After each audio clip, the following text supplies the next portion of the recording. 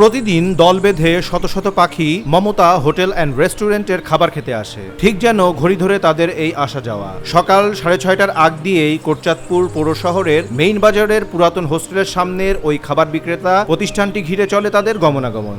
আর ওই সময়টাতে খাবারের পাত্র হাতে হোটেল থেকে বেরিয়ে আসেন 50 বয়সী মোহাম্মদ আলী শেখ। তাকে দেখা মাত্র কিচিরমিচির শব্দে শুরু হয় পাখিদের জোরে সোরে শোরগোল। তিনি পাশের দোকানগুলোর টিনের চালে খাবার ছিটাতে শুরু করলে বিদ্যুতের লাইনে তার সহ পাশের বিভিন্ন ভবনের টিনের চালের ওপর থেকে ছুটে আসে পাখিরা। এরপর খাবার খেয়ে উড়াল দেয়। গত 9 বছর ধরে প্রতিদিন এভাবে খাবার খেতে আসে পাখিগুলো। তাদের খাবার দিয়ে পরম তৃপ্তি বোধ করেন বলে জানালেন ওই হোটেলটির মালিক মোহাম্মদ আলী শেখ। তিনি বলেন, সারাদিন বেচা কেনার পর কিছু খাবার অবশিষ্ট থেকে যায়, সেগুলো পাখিদের জন্য জমিয়ে রাখি। এরপর সেগুলো পরের দিন সকালে দেওয়া হয় তাদের। তিনি বলেন, এতে আমার প্রতিদিন 1 থেকে 150 টাকা ব্যয় হয়ে থাকে। তবে সমস্যায় পড়তে হয় যেদিন হোটেল বন্ধ থাকে আর খাবার সব বিক্রি হয়ে যায়। ওইসব দিনগুলোতে পরাটা বানিয়ে খেতে দিতে হয় ওদের। আবার কখনো কখনো পাশের দোকান থেকে পাউরুটি কিনে খেতে দেই। হোটেল ব্যবসায়ী মোহাম্মদ আলী শেখ কোটচাঁদপুর পৌরসভার সলেমানপুর গ্রামের বাসিন্দা। তিনি 2 ছেলে ও 1 কন্যা সন্তানের জনক। কোটচাঁদপুর উপজেলার বন কর্মকর্তা শফিকুল ইসলাম বলেন, বিষয়টি জানতে পেরে পাখিগুলো দেখতে গিয়েছিলাম। এটা একটা ভালো কাজ। তিনি পাখিদের প্রতি ভালোবাসা থেকে কাজটি করছেন।